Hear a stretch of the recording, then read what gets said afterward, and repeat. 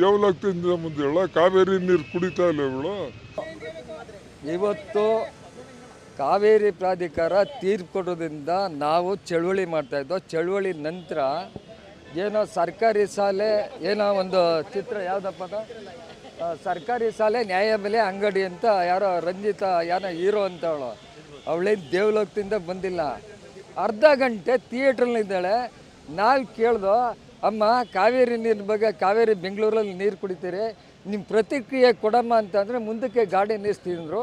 ಅದು ಒಂದ್ಮೇಲೆ ಪಾಸ್ ಆಗಿದ್ದಾರೆ.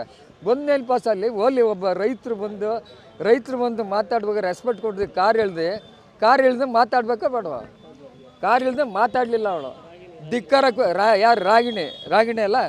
ಇಡೀ ಚಿತ್ರನ ನಾವು ಈ ಸಿನಿಮಾ ಥಿಯೇಟ್ರಲ್ಲಿ ಓಡಬಾರ್ದು, ಬಂದ್ ಮಾಡಬೇಕು. ಇವರೆಲ್ಲ ದುರಾಂಕ ಏನು ದೇವಲೋಕದಿಂದ ಮುಂದೆ ಹೇಳ ಕಾವೇರಿ ನೀರು ಕುಡಿತಾ ಇಲ್ಲ ಇವಳು.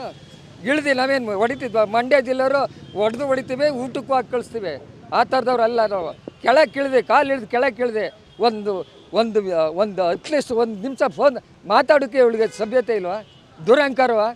ದುರಹಂಕಾರ ಆದರೆ ಇಡೀ ಚಿತ್ರಗಳ ಬಂದ್ ಮಾಡ್ತೀವಿ. ನ್ಯೂಸ್ ಅಲರ್ಟ್, ನಿಮ್ಮಿಂದ ನಿಮಗಾಗಿ.